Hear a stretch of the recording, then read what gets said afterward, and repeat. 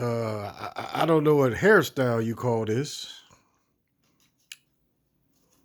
I don't know why he just didn't cover it all up, but that's kind of funny. And I don't know. European cats struggle with that shit, boy. But this shit right here is it's worth the listen.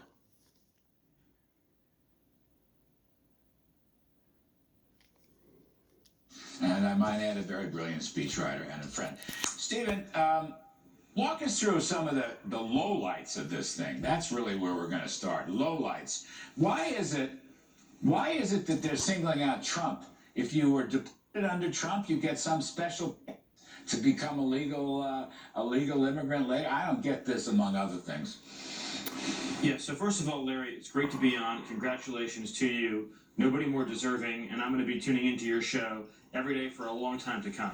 Kissing a little ass there. But yes, one of the most remarkable provisions in this proposal that's been reported is that if you were removed from the country as an illegal immigrant during the Trump administration, you can be readmitted to the country and granted citizenship. This is unheard of before. You dig that shit?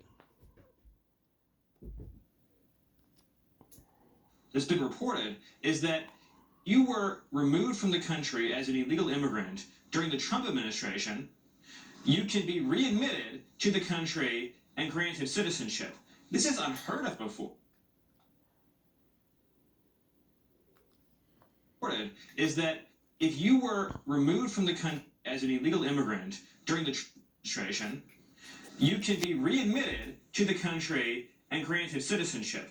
This is unheard of before. No country, I believe in world history, that is modern history, world history, has ever contemplated the idea that somebody who enters illegally and then is removed is given a pathway to citizenship.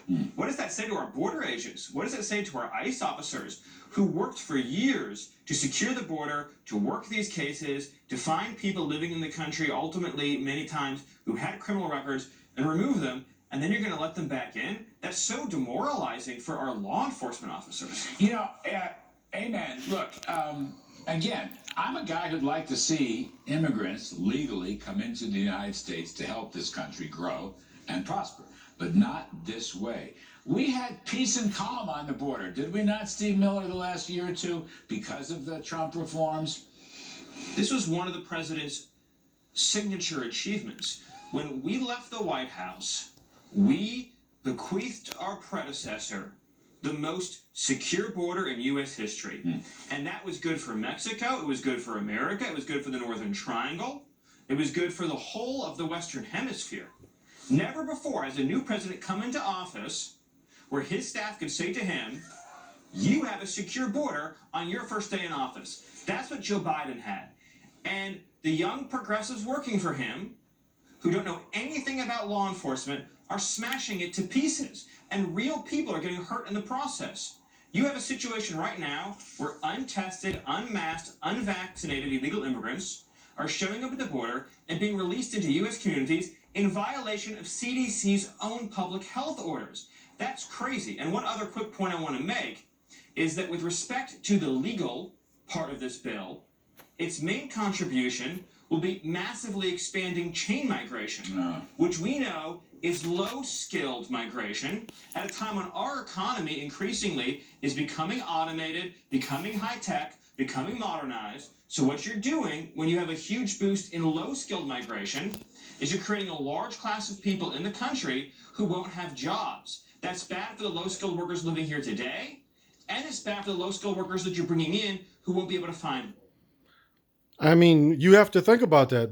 What he's saying is brothers and sisters with no skill is going to have to compete with all these people again that is coming over here the same way. And as we see in some instances, they take these low skill positions and then they work them several years when the positions could turn into something better sometimes. And the American people, it's already tight with jobs.